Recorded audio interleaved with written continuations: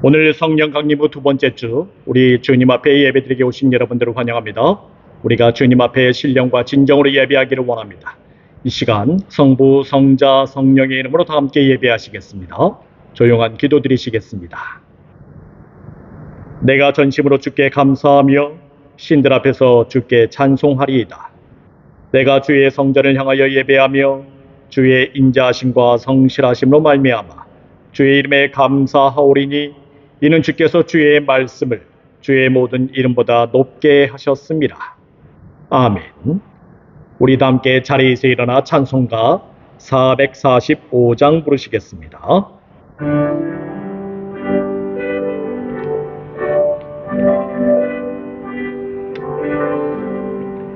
대산을 넘어 헝곡에 가도 빛 가운데로 걸어가면 주께서 항상 지키시기로 약속한 말씀 변치 않네.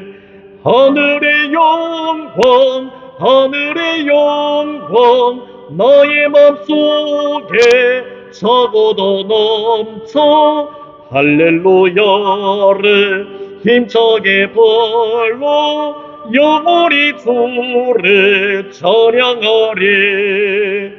캄캄한 밤에 다닐지라도 주께서 나의 길 되시고 나에게 밝은 빛이 되시니 길 잃어버릴 염려 없네. 하늘의 영광 하늘의 영광 나의 맘속에 차고도 넘쳐 할렐루야를 힘차게 불러 영원히 주를 찬양하리. 광명한 그빛 마음에 받아 찬란한 천국 바라보고 할렐루야를 힘차게 불러 날마다 빛에 걸어가리. 하늘의 영광 하늘의 영광 나의 맘속에 차고도 넘쳐 할렐루야를 힘차게 불러 영원히 주를 찬양하리. 우리 다 함께 사도신경 하심으로써 우리의 신앙을 고백하겠습니다. 전능하사 천지를 만드신 하나님 아버지를 내가 믿사오며 그의 아들 우리 주 예수 그리스도를 믿사오니 이는 성령으로 잉태하사 동정녀 마리아에게 나시고 본디오 빌라도에게 고난을 받으사 십자가에 못 박혀 죽으시고 장사한 지 사흘 만에 죽은 자 가운데서 다시 살아나시며 하늘에 오르사 전능하신 하나님 편한 자에 계시다가 저리로서 산자와 죽은 자를 심판으로 오시리라. 성령을 믿사오며 거룩한 공예와 성도가 서로 교통하는 것과 죄를 사하여 주시는 것과 몸이 다시 사는 것과 영원히 사는 것을 믿사옵나이다. 아멘. 우리 다 함께 교독을 하시겠습니다. 41번 시편 97편으로 같이 교독하시겠습니다. 여호와여 시온이 주의 심판을 듣고 기뻐하며 여호와여 주는 온 땅 위에 지존하시고 여호와를 사랑하는 너희 악을 미워하라. 그가 그의 성도의 영혼을 먼저 강화 악인을 손에서 주시리라. 의인을 위하여 빛을 뿌리고 악이 수줍한 자를 위하여 불을 뿌리시리라. 다 같이 하겠습니다. 의인이여 너희는 여호와로 말미암아 기뻐하며 그의 거룩한 이름에 감사할지어다. 아멘. 우리 다 함께 찬송가 1장으로 송영하시겠습니다.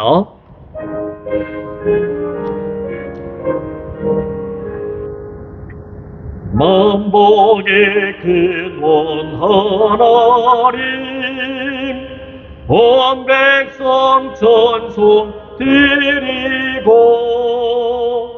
저 천사여 찬송하세. 찬송 성부 성자 성령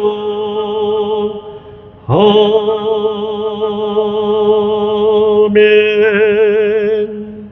자리에 앉아주시기 바랍니다. 우리 다 함께 주님께서 가르쳐주신 기도 드리시겠습니다. 하늘에 계신 우리 아버지여, 이름이 거룩히 여김을 받으시오며 나라 임하옵시며 뜻이 하늘에서 이루어진 것 같이 땅에서도 이루어지이다. 오늘날 우리에게 일용할 양식을 주옵시고 우리가 우리에게 죄진 자를 사하여 준 것 같이 우리 죄를 사하여 주옵시고 우리를 시험에 들게 하지 마옵시고 다만 악에서 구하옵소서. 대개의 나라와 권세와 영광이 아버지께 영원히 있사옵나이다. 아멘. 성경 말씀 봉독하겠습니다. 누가복음 2장 26절에서 27절까지의 말씀입니다. 누가복음 2장 26절에서 27절까지의 말씀 제가 받도록 봉독하겠습니다. 그가 주의 그리스도를 보기 전에는 죽지 아니하리라 하는 성령의 지시를 받았더니 성령의 감동으로 성전에 들어가매 마침 부모가 율법의 관례대로 행하고자 하여 그 아기 예수를 데리고 오는지라. 아멘. 오늘 말씀은 성령의 감동과 말씀을 따르는 삶이라는 제목을 가지고 주님의 말씀을 증거하겠습니다. 마리아와 요셉은 정결례의 규정에 따라 산비둘기 한 쌍이나 어린 집비둘기 둘로 제물을 드리고자 하였습니다. 이는 나실인 서원에 대한 규례로서 하나님께 몸을 구별하여 드리는 것을 말하고 있습니다. 나실인 서원은 남자나 여자나 상관없이 드릴 수 있습니다. 이 규례는 포도주와 독주를 멀리하고 포도나무의 소산 중에 씨나 껍질도 먹지 말아야 합니다. 또한 그렇게 구별하는 날 동안 삭도를 대어 머리를 밀지 말아야 하며 몸을 구별하여 머리털을 길게 자라도록 해야 합니다. 더불어 시체를 가까이 하지 말아야 합니다. 부모나 형제, 자매가 죽는다 하더라도 시체를 만져서 몸을 더럽히지 말아야 하며 만일 누군가 갑자기 자기 옆에서 죽는다면 머리를 밀고 산비둘기 2마리나 집비둘기 새끼 2마리를 가지고 회막문에 있는 제사장에게로 가지고 가서 속죄제를 드려야 하는 것입니다. 이렇게 속죄제를 드린 후에 다시 몸을 구별하여 1년 된 순양을 가져다가 속건 제물을 드리게 되는데 이렇게 함으로써 나실인 규례를 다시 시작해야만 하는 것입니다. 여기서 1년 된 순양을 가져다가 속건 제물을 드린다는 것은 사실 일부러 저지른 죄에 대한 부분입니다. 물론 나실인의 경우에도 일부러 저지른 죄는 없습니다. 나실인의 죄는 오직 실수하여 저지른 죄입니다. 부지 중에 저지른 죄인 것이지요. 그래서 이 죄 같은 경우에서는 속죄제를 가지고 충분히 죄사함을 받을 수 있습니다. 하지만 나실인은 실수로 저지른 죄라 하더라도 일부러 저지른 죄와 똑같이 간주됩니다. 반드시 속건 제물을 통하여서 죄사함을 받아야 하는 것이지요. 그리고 이렇게 속건 제물을 통하여서 그가 죄사함을 받았다면 그 이후로 나실인은 속죄 제물을 통하여서 다시금 죄사함의 은혜를 받아야만 합니다. 지난번에도 제가 말씀해 드렸다시피 속건 제물 같은 경우에서는 일부러 저지른 죄에 대해서 속건 제물을 드립니다. 그 다음에 한 번 더 제물을 가지고 와서 속죄 제물을 드려야만 합니다. 일부러 저지른 죄가 속건 제물을 드림으로써 이제 부지 중에 저지른 죄로 바뀌어요. 그래서 이 부지 중에 저지른 죄, 실수하여 저지른 죄에 대해서는 속죄 제물을 가지고 와서 바로 하나님 앞에 드려야 하는 것입니다. 이것을 바로 히브리어로 얘기하면 하타트라고 얘기를 해요. 그렇게 한 다음에 이제 죄가 싹 없어지게 되는데 이마저도 죄가 없어지지 아니하는 경우가 생깁니다. 그때는 어떻게 한다고요?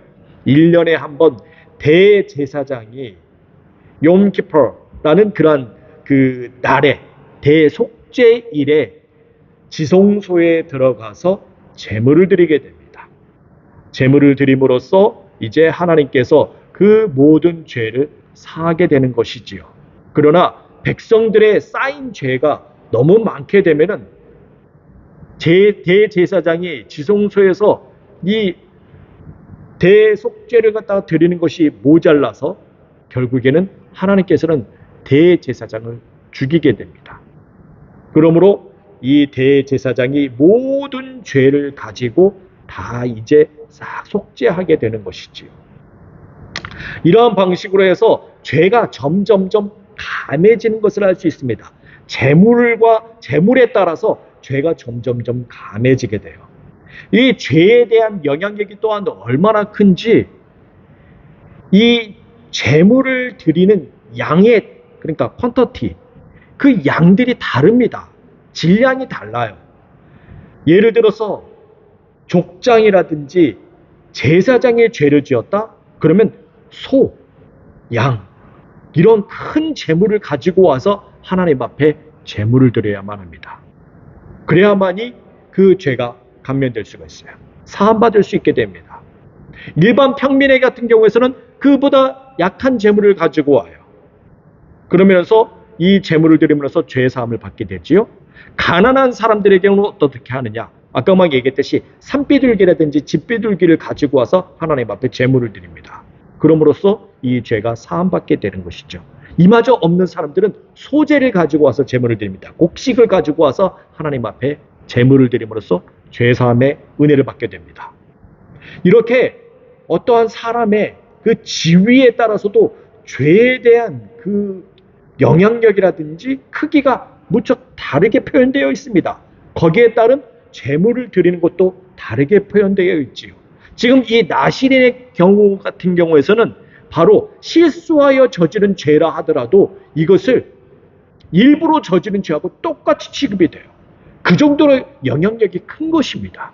그래서 반드시 속건 제물, 아샴이라는 속건 제물을 가지고 와서 예배를 드려야만, 제물을 드려야만이 죄 사함을 얻게 되고, 그 다음에 속죄죄, 하타트를 드림으로 인해서 나머지 죄까지 싹 없어지게 되는 것이지요.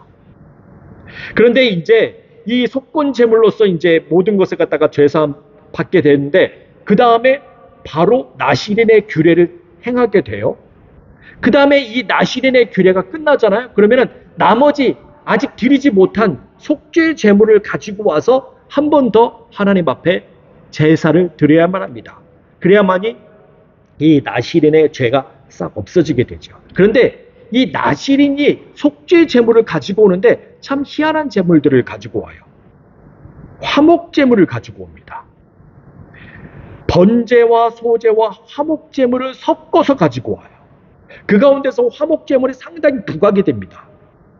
순양의 무교병 한 광주리를 제물로 드리고, 나실인은 머리털을 밉니다.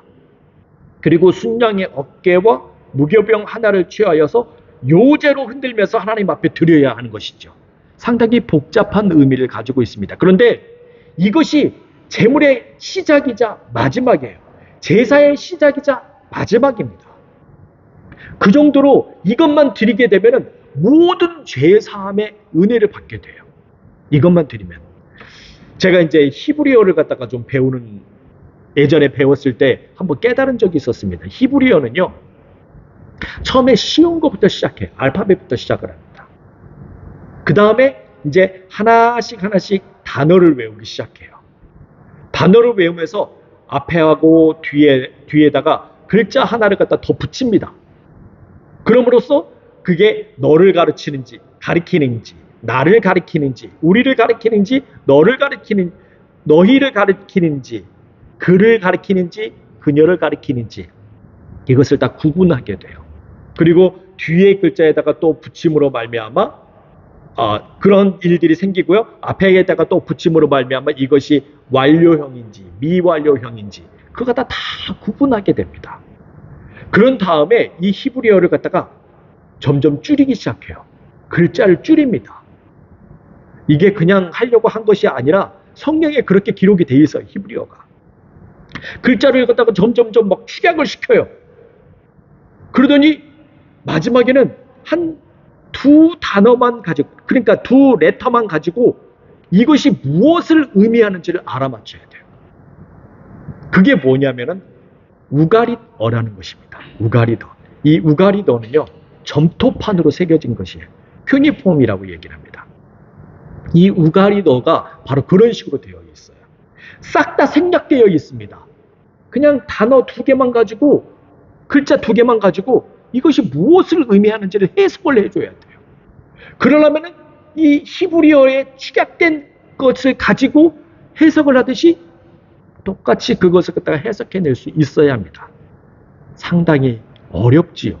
그러니까 이제까지 배운 모든 것 갖다가 다 통합해가지고 이 글자 하나 해석하는데 다 모든 것 갖다가 다 집어넣는 것입니다. 지금 마찬가지예요. 이 재물도 마찬가지입니다. 속죄제가 있고 석권제가 있고 번제가 있고 소제가 있고 화목제가 있고 많은 재물들이 있어요. 그 모든 재물들을 갖다가 다 통합해가지고 한 곳에 응축하는 것이 있습니다. 이것이 바로 나시린에 대한 재물이에요. 나시린. 이 나시린이 드리는 그 재물의 모든 것이 다 응축되어 있습니다. 그래서 이 나시린이 드리는 재물 중에서 바로 순양과 무교병 한 광주리를 제물로 드리고 나시린은 머리털을 빌고 순양이 어깨와 무교병 하나를 취해서 요제로 막 흔들어요. 요제로 막 이렇게 위아래로 막 흔듭니다. 그러면서 하나님 앞에 드리는 거예요. 제물 중에서도 막 어떤 것들은 거제로 드려라, 어떤 것은 요제로서 흔들면서 드려라, 막 그런 것들이 있는데 지금 여기에 다 모든 것이 제사의 모든 규칙과 제사에 대한 제물에 대한 어떤 것들을 드려야 되는지를 싹 여기다가 응축해 놨다는 것이죠. 이렇게 해서 나시린이 속죄제로 드리는 거예요. 근데 그 속죄제로 드리는 제물이 화목제물입니다. 화목제물. 나시린에게 부지 중에 저지른 죄는 화목제물을 통해서 죄사함을 얻게 된다는 것이죠. 이와 같은 모습에 대해서는 요한일서 2장 2절에 나와 있습니다.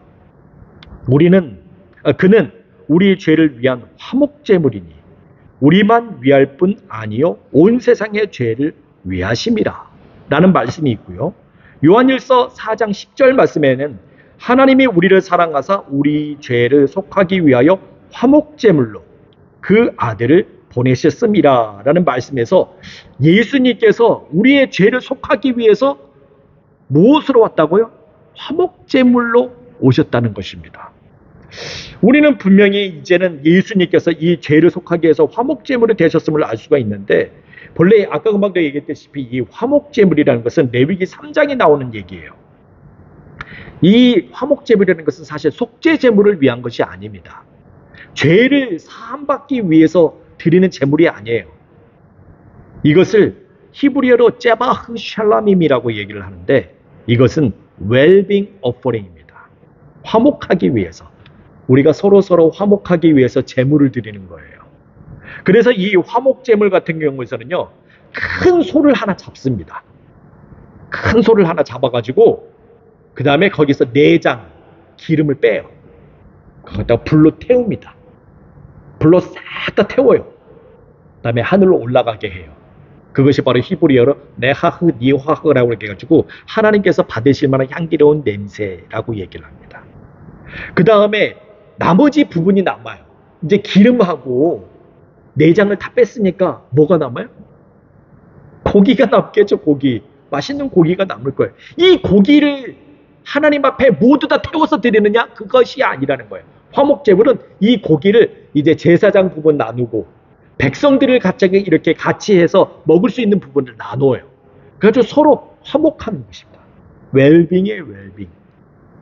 이렇게 해서 화목제물로 드리는 것이죠. 그러나 예수님께서 지금 우리의 죄를 속하기 위해서 화목제물이 되셨다는 거예요. 여러분들, 예수님이 우리의 죄를 속하기 위해서 제물이 되셨다 그러면은 속건 제물이 되셨다 내지는 속죄 제물이 되셨다라고 표현을 해야 합니다. 하지만 예수님은 우리의 화목 제물이 되셨다고 말씀하고 있습니다. 이 말씀인즉 예수님의 죄사함이 바로 나시를 위한 죄사함과 같은 것임을 보여주고 있는 것이죠. 나시린이 부지 중에 저지른 죄에 대하여 화목제물을 가지고 속죄제물로 대시라는 것처럼 예수님께서 화목제물이 되심은 부지 중에 저지른 죄나 실수하여 저지른 죄에 대하여 속죄제를 드리는 것입니다. 일부러 저지른 죄에 대한 것은 아닙니다. 그러나 우리는 예수님의 죄사함의 은혜를 말할 때 알게 지은 죄와 모르게 지은 죄에 대해서 다 죄사함 받는다고 얘기를 해요. 이것은 잘못된 것입니다. 성경에 따르면 잘못된 거예요. 예수님의 죄사함은 오로지 하나입니다.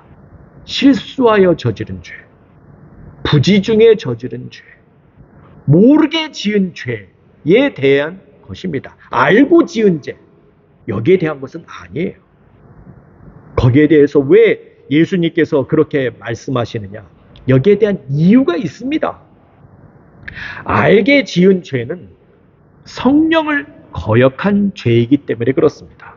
마태복음 12장 31절과 32절의 말씀을 따르게 되면은 그러므로 내가 너희에게 이르노니 사람에 대한 모든 죄와 모독은 사심을 얻되 성령을 모독하는 것은 사심을 얻지 못하겠고 또 누구든지 말로 인자를 거역하면 사심을 얻되 누구든지 말로 성령을 거역하면 이 세상과 오는 세상에서도 사심을 얻지 못하리라 그렇게 말씀하고 있습니다.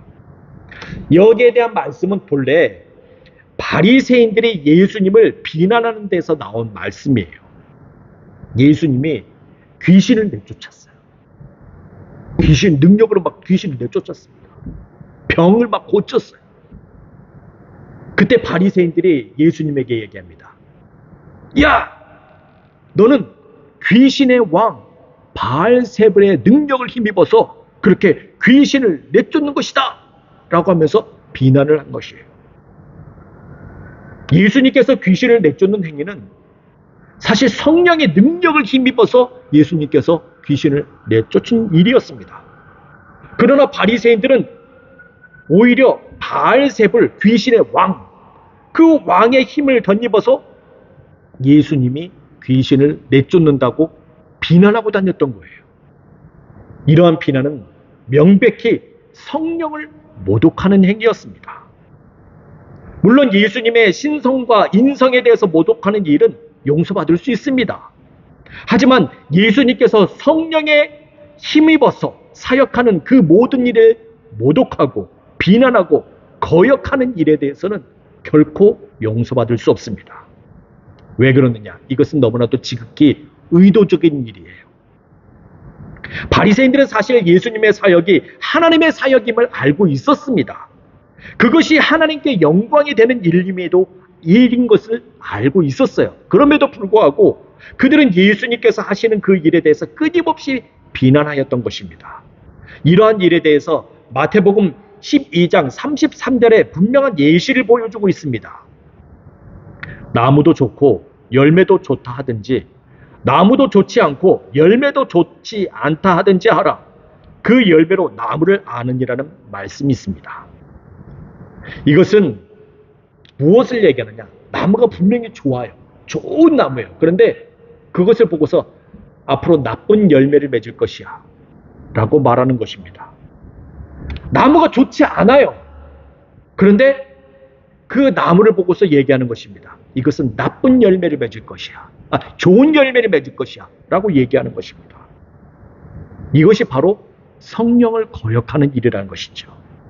다 알고 있는데도 불구하고 판단을 잘못하는 것입니다. 똑바로 말해주지 않는 거예요. 이것이 바로 성령을 거역하는 것입니다. 우리는 거짓 선지자를 잘 알고 있을 것입니다. 거짓 선지자는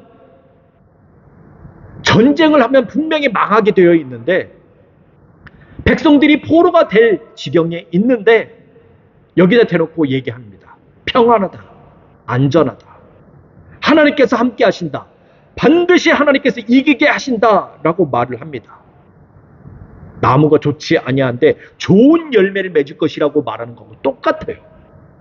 이것이 바로 성령을 거역하는 일입니다.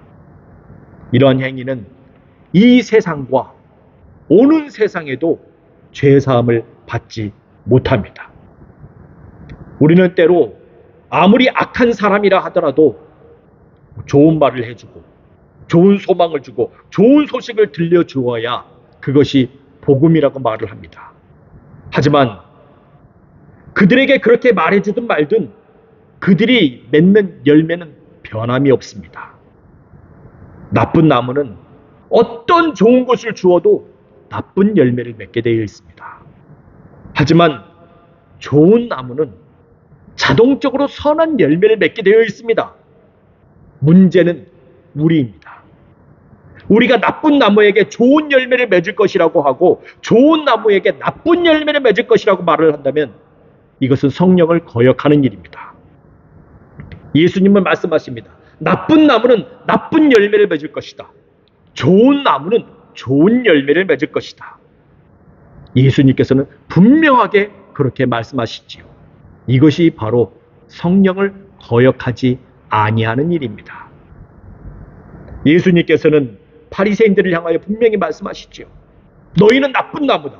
너희는 나쁜 열매를 맺을 것이다. 라고 말입니다.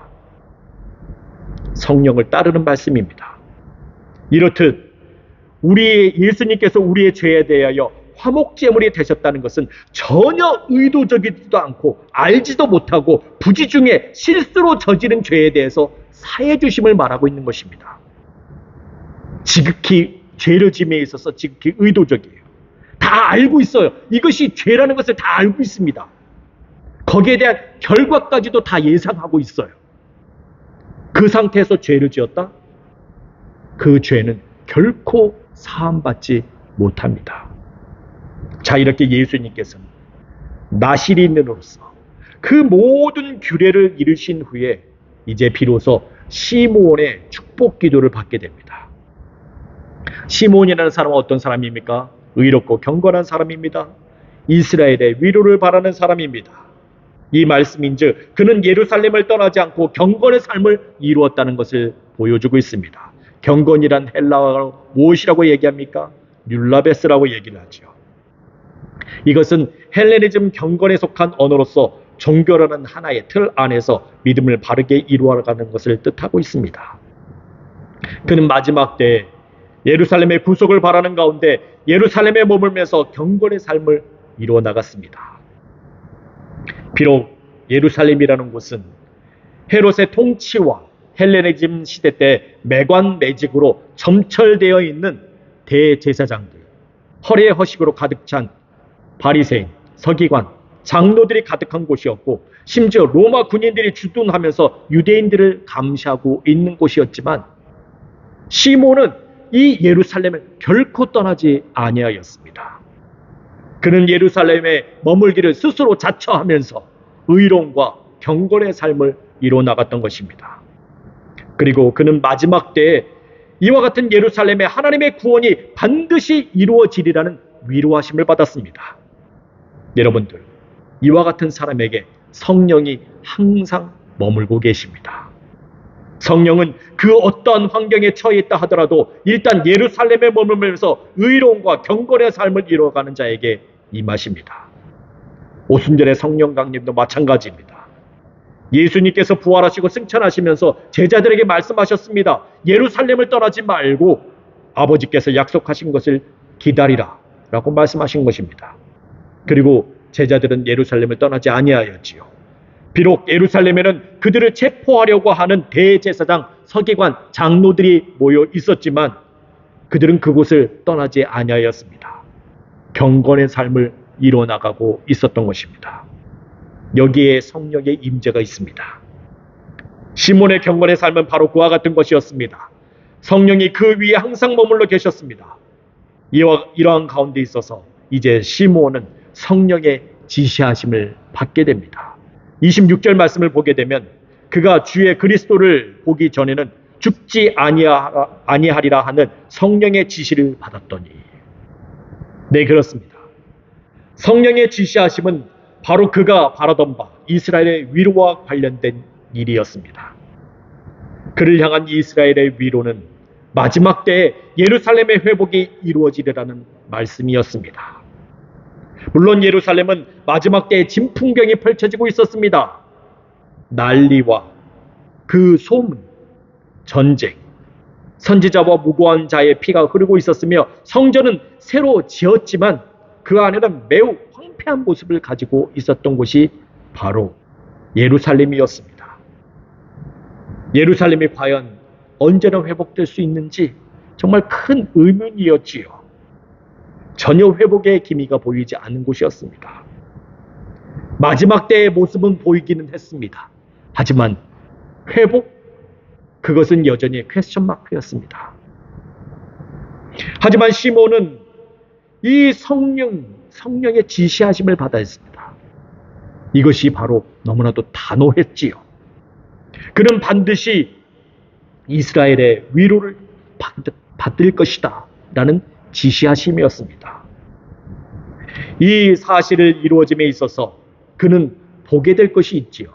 그것이 무엇입니까? 주의 그리스도입니다. 우리가 이전에 보았던 주의 그리스도라는 말은 누가복음 2장 11절에 이렇게 나와 있습니다. 오늘 다윗의 동네에 너희를 위하여 구주가 나셨으니 곧 그리스도 주시니라 라는 말씀이지요. 이 말씀은 베들레헴과 연결되어 있는 사건이 있지요. 그리스도 주라는 말, 그것은 헬라어로 크리스토스 큐리오스라고 얘기를 하는데 종말의 소망을 성취할 왕, 그것을 뜻하고 있습니다. 여기에 대한 말은 우리가 역사적인 측면을 살펴볼 수 있어야 합니다. 주후 1세기 헬레니즘 문화에 살고 있는 사람들은 구원자이자 평화를 가지고 올 인물을 기대하고 있었지요. 그 가운데 가장 기대되는 인물이 한 명 있었습니다. 기호 몇 번입니까? 갑자기 기호 1번이 되었습니다. 그가 누구냐? 아우구투스라는 사람이에요. 성경에서는 이 사람을 누구라고 얘기하느냐? 가이사 아구스토라고 얘기를 합니다. 로마의 황제이지요. 그의 본명은 누구입니까? 가이사 옥타비아누스라는 사람이지요. 주전 27년에 로마 원로원의 신임을 받아서 가이사 아구스토라는 호칭을 받게 됩니다. 이 사람이 그렇게 로마의 황제가 되게 되었을 때 그는 한 가지 결심한 것이 있었습니다. 그것은 무엇이냐? 나의 이름을 사람들에게 각인시키리라 라는 그러한 각오였지요. 그래서 사람들에게 충성을 맹세하도록 하기 위해서 무엇을 실시했습니까? 천하에 다 호적하라 라는 것을 실시했습니다. 이러한 일이 로마 전역에서 그가 평화를 가지고 올 자로 여기도록 했던 것입니다. 그래서 여기에 대해서 로마에서는 이런 말이 있어요. 팍스 아우구스타라고 얘기를 합니다. 아우구투스의 평화라는 말이지요. 아우구투스야말로 모든 전쟁을 종식시키고 온 세상을 구원할 자로 여겼던 것입니다. 이와 같은 이유로 아우구투스의 생일은 매우 중요한 의미를 담고 있습니다. 그가 태어난 날이야말로 온 세상을 위한 큰 기쁨의 좋은 소식이었던 것입니다. 사람들은 그의 생일을 가장 큰 축제일로 선포하고 있으며 모든 메시지의 시작이라고 말하고 있습니다. 여러분들 이런 모습을 볼 때 누가 생각나요? 우리가 기독교인들이 가장 성대하게 축제를 벌일 때 그게 언제입니까? 성탄절 아닙니까? 그때가 언제? 예수님 생일 아닙니까? 이 아우구투스의 이 생일이 굉장히 중요해요. 왜? 모든 세상의 전쟁을 종식시키고 평화를 가져올 뿐이라고 여겼기 때문에 이래서 이렇게 생일이 중요한 것입니다. 그러니까 이 유명한 사람, 위대한 사람, 그 사람은요 항상 이렇게 생일을 축하하게 되어 있습니다. 우리 한국도 마찬가지잖아요. 이순신 충무공 탄신일, 그래가지고 이순신 장군에 대한 그 상당히 기념하기도 하잖아요. 마찬가지였습니다. 이 주후 1세기에 아우구투스, 이 사람의 생일이 상당히 중요했던 것이에요. 그리고 이 사람의 메시지의 시작이라고 얘기하고 있습니다. 이 사람이 말한 것은 정말 메시지다 라고 얘기를 했던 것이지요. 그런데 그와 같은 인물이 지금 예루살렘에 나타난다는 것입니다. 예루살렘에. 여러분들, 당시 예루살렘에서 최고의 왕이라고 뽑혔던 사람이 누구였습니까? 다윗 왕이었지요.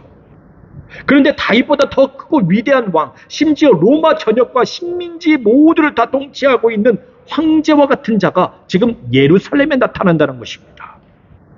그가 세상의 모든 전쟁을 종식시키고 온 세상의 평화를 가지고 올 로마의 황제 아구스토와 같은 인물인데, 그가 바로 예루살렘에 출현한다는 것이죠. 야, 여러분들, 지금 이스라엘이 바로 이럴 거예요. 지금 이스라엘 난리 났잖아요. 그렇죠? 이란하고 전쟁하느라고. 이스라엘 사람들은 지금 전쟁에 대해서 상당히 지금 두려워하고, 그리고 이 전쟁이 제발 좀 끝났으면 좋겠다. 평화를 갈구하고 있을 것입니다. 그래서 이스라엘에서 지금 가장 기다리고 있는 분이 있어요. 그분이 누구입니까? 메시아이지요. 메시아가 평화를 가져오기 때문에. 그런데 그 메시아를 이스라엘에서 맞이할 수 있는 성전이 필요해요. 그래서 이스라엘 사람들은 성전을 짓기를 원하는 것입니다. 그것이 바로 이제 제1성전은 솔로몬 성전이고, 제2성전은 스룹바벨 성전이고, 제3성전은 이제 앞으로 나타날 성전인 것입니다. 헤롯 성전이 있어요. 그것은 증축한 거예요. 증축한 거고, 그 다음에 싹 무너졌죠. 주후 70년에 로마에 의해서 성전이 다 무너졌습니다. 그 다음에 새로운 성전을 갖다가 다시 건축을 해야 돼요. 이것이 바로 이제 제3성전인데, 그 제3성전을 지어야만이 메시아가 그 안으로 오는 것을 이 사람들은 기대하고 있습니다. 그래서 이 사람들은 그것을 갖다가 지금 모원하고 있는 거예요. 그러려면 이제 자기네 그 유대인들에 대한 종교가 굉장히 부각되어야만 하겠지요. 지금 이렇게 이 모든 전쟁을 종식시키는 그 일을 이 사람들은 이제 로마의 황제와 같은 그러한 주의 그리스도가 옴으로써 이 일들이 이루어짐을 보고 있었던 것입니다. 그 가운데 한 명이 누구였어요? 바로 지금 시므온이라는 사람이죠. 시므온은 그래서 예루살렘을 떠나지 않고 계속해서 신앙생활을 그곳에서 이어져 나가고 있었던 것입니다. 여러분들, 시몬에 대한 그 모든 소망은 어디서 비롯된 것입니까? 주의 성령께서 지시하셨다는 것입니다. 여러분들, 이것이 얼마나 벅차고 위대한 일입니까? 주의 성령께서 시몬에게 이 놀라운 역사를 지시하셨다는 것입니다. 여러분들, 우리에게 만일 이러한 일을 지시받는다면 여러분들 마음이 어떻겠습니까? 이 교회에서 성령의 그 지시하심을 받아요. 여러분들 받으시길 바랍니다. 그래야만이 교회에 올 맛이 나요. 이 지시하심을 받아야만이 우리가 교회에 오지 말라고 해도 교회에 나오게 되어 있습니다. 여러분들, 이 교회에서 성령의 지시하심을 받으시길 바랍니다. 아유, 나오지 마세요. 우리 교회 나오지 마세요. 아니요. 그래도 그 사람은 억지로라도 나올 거예요. 이 지시하심이 없으면요, 교회에 나올 맛이 안 나요. 그러나 지금 시므온은 성령의 지시하심을 받았기 때문에 예루살렘이 그렇게 황폐하고 난리 법석이고 전쟁에다가 그렇게 엄청난 일이 일어났음에도 불구하고 시몬은 예루살렘을 떠나지 않는 것이에요. 여러분들, 우리가 그렇게 신앙생활을 해야 됩니다. 그렇게 소망하고 만나보기를 간절히 바라고 그 날이 언제가 될지 소원하고 기다려야 하는 것입니다. 그러한 가운데 여러분들 눈으로 보게 됩니다.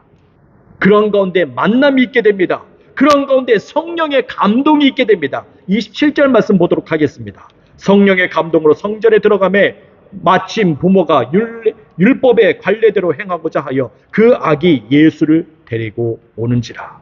여러분들, 시몬은 드디어 성령께서 지시하신 바대로 주의 그리스도를 만나게 됩니다. 시몬이 예루살렘에 머물렀다고 말을 하고 있지만 그도 항상 예루살렘에 머물러 있었던 것만은 아닙니다. 여러분들 사람이잖아요. 여러분들 항상 교회에 있어보라고 그러면 교회에 있을 수 있겠어요? 가끔가다 집에 가야죠. 밥도 먹으러 가야 되고 씻으러 가야 되고 잠도 자러 가야지요. 항상 어떻게 성령의 지시하심을 받았다라고 해서 여기에만 머물 수 있겠습니까? 일상생활이라도 해야지요. 그런데 그렇게 하다 보면 자칫 잘못하면 성령의 지시하심을 놓칠 수도 있어요. 여러분들 여기서 사실은 성전이라는 곳을 우리가 좀 살펴볼 수 있어야 되는데 성전은 상당히 넓은 곳입니다. 성전의 내부만 하더라도 정말 넓은 곳이에요. 성전을 감싼 벽은 북쪽으로 314m, 남쪽으로 280m, 동쪽으로 469m, 서쪽으로 486m. 이 정도 크기라면 성전의 전체 크기가 14만 제곱미터가 되게 됩니다. 대략 축구장 20개가 들어갈 만한 크기인 것입니다. 제가 수아 졸업식 때문에 뉴욕 양키스 구장을 가봤거든요. 정말 어마어마합니다. 굉장히 커요. 축구장은 이보다 좀 작을 수도 있겠습니다만은 어쨌든 그 하나만 크기만 해도 굉장히 어마어마한데 축구장 20개가 들어갈 크기라고 그러면 성전이 그렇게 큽니다. 그 크기는 압도적일 것입니다. 이러한 크기의 성전에서 주의 그리스도를 만난다? 거의 불가능합니다. 여러분들 축구장에서 누구를 만나요? 누구하고 약속했어? 참 제일 유명한 축구 선수가 나오는 경기래. 근데 누구하고 거기서 만나기로 약속했어요. 만나집니까? 수학 졸업식 때 갔었는데 수학 사람들이 얼마나 많은지 수아를 찾기가 어려워요. 바로 조금만 가면은 거기 수아가 있는데 안 보여요. 그렇게 딸 찾기도 어려운데 주의 그리스도를 성령의 지시하심에 따라서 주의 그리스도를 만난다. 축구장 20배 크기에 거기에서 주의 그리스도를 만나게 될 것이다. 더구나 나의 일상생활도 있는데 가끔가다 집에도 가봐야 되고 어긋날 수도 있지요. 못 만날 수 있습니다. 그것은 불가능한 것입니다. 어디 그뿐이겠습니까? 일단 마리아와 요셉이 아기 예수님을 데리고 성전에 들어와서도 문제입니다. 마리아의 경우 성전 안으로 들어올 수가 없어요. 왜 그렇습니까? 마리아는 여성이잖아요. 성전에 여성들이 들어올 수 없습니다. 여인의 뜰이라는 곳에 머물러 있어야 돼요. 거기가 만남의 광장인 것이죠. 성전 안으로 들어가기가 어려워요. 연애의 뜰을 벗어나야만이 성전 안으로 들어갈 수 있는데 마리아는 들어갈 수가 없는 거예요. 자, 그럼에도 불구하고 성령께서는 얘기합니다. 시몬이 죽기 전에 주의 그리스도를 만난다고 하니 이것은 정말 그렇게 만나게 되었다면 기적 중 기적인 것입니다. 그러나 시몬은 말씀에 따라서 정확하게 만나게 됩니다. 한치의 오차 없이 주의 그리스도인 아기 예수님을 만나게 된 것입니다. 이 기적이 어디서 비롯된 것입니까? 성령의 감동으로 된 것입니다. 성령의 감동으로 말미암아 시몬과 아기 예수님은 필연적으로 만나게 됩니다. 성령의 감동은 어디로 가야 될지, 언제 이루어질지, 무엇을 해야 될지 분별하도록 합니다. 그리하여 그 일을 이루도록 하시지요. 그래서 우리 또한 성령의 감동으로 살아가야만 합니다. 성령의 감동 없이 살아간다면 모든 일이 무분별하게 이루어질 수밖에 없습니다. 그러나 성령의 감동에 따라 살아간다면 그 걸음은 헛걸음이 아닙니다. 모든 일이 정확하게 이루어집니다. 그 결과에 따른 열매가 확실합니다. 그렇다면 모든 일에 있어서 성령의 감동을 받아야 한다면 그렇게 성령의 감동을 받아 살아가는 사람이 얼마나 되겠습니까? 당장 여러분들 성령의 감동 받을 수 있습니까? 여러분들 성령의 감동 받아서 지금 이 자리에 나왔습니까? 아니지요. 항상 성령의 감동을 받아가면서 살아가면 참 좋겠습니다. 저도 좋겠습니다. 하지만 그렇지 않은 경우도 있지요. 그렇다고 해서 성령의 감동이 없으면 절대 아무것도 안 해. 아무 일도 하지 않아. 여러분들 그렇게 살아갈 수는 없습니다. 그러나 우리가 이 말씀을 가만히 들여다보면 시몬의 경우 성령의 감동으로 성전에 들어가게 되었지만 마리아와 요셉의 경우는 율법의 관례에 따라서 움직였음을 볼 수 있습니다. 네, 그렇습니다. 마리아와 요셉은 성령의 감동으로 그 시간에 성전에 들어온 것이 아닙니다. 그들은 율법의 관례에 따라서 성전에 들어오게 된 것입니다. 이를 통해서 성령의 감동으로 성전에 들어온 시몬을 마침내 만나게 됐지요. 한쪽에서는 성령의 감동으로 들어왔지만 다른 한쪽에서는 율법의 관례에 따라서 들어오게 된 것입니다. 그리고 그들은 성령의 지시하심대로 서로 마침 만남을 갖게 됩니다. 네, 그렇습니다. 성령의 감동이 없다면 늘 항상 하던 대로 말씀을 지켜나감으로 성령의 감동과 동등한 그 일이 발생하게 됩니다. 성령의 감동과 율법의 관례가 서로 만남을 가짐으로써 성령의 지시하심을 이루게 되는 것입니다. 따라서 우리도 성령의 감동과 더불어 말씀을 지켜가는 그 현실에서 마침내 성령의 지시하심대로 열매를 맺게 됩니다. 자, 이렇게 성령의 지시하심을 받게 되면 비로소 민수기 6장에 나와 있는 제사장의 축복과 같은 시므온의 축복을 받게 됩니다. 자, 우리도 가장 우선해서 성령의 지시하심을 받아야겠습니다. 성령의 감동에 따라서 살아가야만 하겠습니다. 또한 말씀에 따라 행동하는 믿음으로 살아가야만 합니다.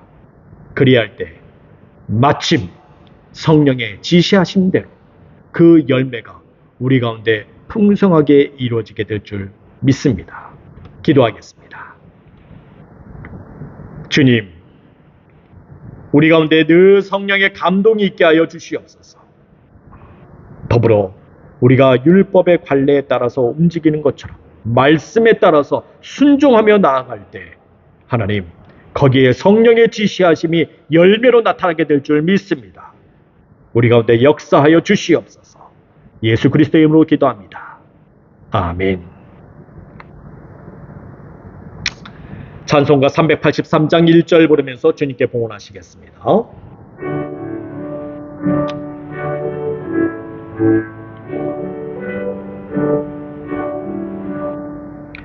눈이 들어 산에 보니 도움 어디서 오나 천지지은 주 하나님 나를 도와주시네.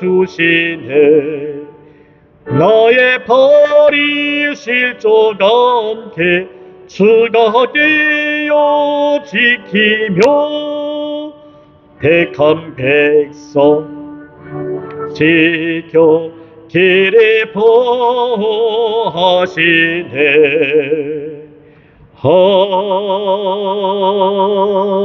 아멘. 우리도 함께 바쳐진 헌물을 위해 기도하겠습니다. 감사하시고 고마우신 하나님 아버지, 오늘 거룩한 주에 우리 주님 앞에 나와 우리가 예배를 드리게 하심을 감사합니다. 오늘 주신 은혜에 따라 11조와 감사와 주일 연보를 바쳤습니다. 우리가 이 물질을 바칠 수 있도록 믿음과 힘을 주심에 감사합니다. 이 물질을 주님 앞에서 기뻐하며 감사하며 드렸사오니 우리 주님 받아주시옵소서. 그리고 이 거룩하고 복된 주일에 우리의 모든 일을 풍성하게 하시며 평강이 넘치게 하여 주시옵소서. 주님, 우리가 성령의 지시하심을 받게 하여 주시옵소서. 성령의 지시하심으로 위로를 얻게 하시고 삶이 회복되는 놀라운 은혜가 있게 하여 주시옵소서. 또한 성령의 감동이 있게 하여 주시옵소서. 그 어디를 가든 무엇을 하든 그 어느 때이든 성령의 감동으로 불가능한 일들이 가능한 일이 되게 하시고 하나님의 기적의 역사를 체험하게 하여 주시옵소서. 또한 말씀을 지켜나감으로 성령의 감동과 동등한 역사가 있게 하여 주시옵소서. 그리함으로 성령의 지시하심이 열매가 맺게 될 줄 믿습니다. 이 시간 우리 중에 병들고 아프며 마음에 상처 있는 자들을 회복시켜 주시옵소서. 얻은 근육과 병만은 예수의 이름으로 물러가게 하시며 모든 상처가 깨끗게 씻음받게 하여 주시옵소서. 오직 빛으로 비추고 소금으로 쓰임받는 귀한 삶이 있기를 원합니다. 오늘 모여진 예물들이 주의 사업을 위해 쓰여지는 곳곳마다 주님의 영광 나타나기를 원하며 바쳐진 손길들을 기억하셔서 그 손길과 각 가정들이 생명력 넘치게 하여 주시옵소서. 예수 그리스도의 이름으로 기도합니다. 아멘. 교회 소식 알려드리겠습니다. 오늘은 성령 강림 후 제 두 번째 주입니다. 사랑하는 여러분, 주님 안에서 항상 기뻐하십시오. 여러분들의 관용을 모든 사람에게 알게 하시고 아무것도 염려하지 말고 다만 모든 일에 기도와 간구로 여러분들의 구한 것을 감사함으로 아뢰시길 바랍니다. 우리가 교회에 모여 예배를 드립니다. 교회 오시지 못하는 분들은 카카오톡 라이브와 유튜브를 통해 온라인 예배하실 수 있습니다. 이메일을 통해 보내드리는 링크를 참조해 주시길 바랍니다. 우리 다 함께 자리에서 일어나 찬송가 189장 부르시겠습니다.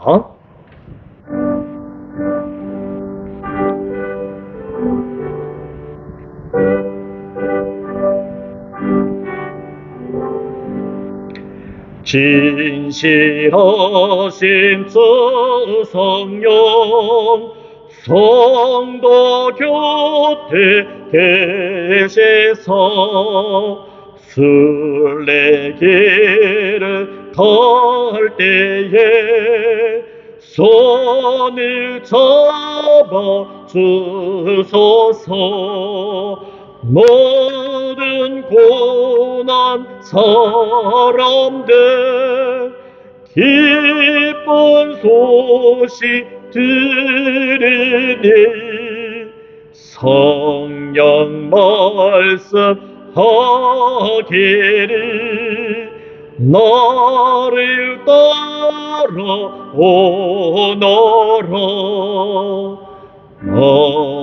어디에나 계신 주 나를 도와주시사 어둠 속에 헤맬 때 홀로 두지 마소서. 평강심이 일어나 소망 끊어질 때에 성령 말씀하기를 나를 따라오너라. 모든 수고 끝나고 편히 쉬기 원할 때 하늘나라 밖에는 참된 위로 얻도다. 주만 의지하고서 요단 강을 건널 때 성령 말씀하기를 나를 따라오너라.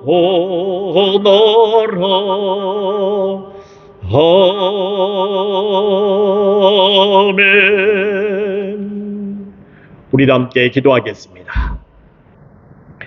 지금은 길이요 진리요 생명 되시며 부활 되신 우리 구주 예수 그리스도의 은혜와 하나님 아버지의 망극하신 사랑과 성령의 감화하시고 내주하시고 충만하게 교통하심이 성령의 지시하심을 받고 성령의 감동과 말씀을 따름으로 지시하심에 대한 열매 맺기를 원하는 사랑하는 성도들 머리머리 위에 이들의 가정과 일하는 곳들과 공부하는 곳 그 모든 처소들 위에 두고온 고국과 이비국 땅 위에 지금으로부터 영원토록 함께 하시길 간절히 축원하옵나이다. 아멘.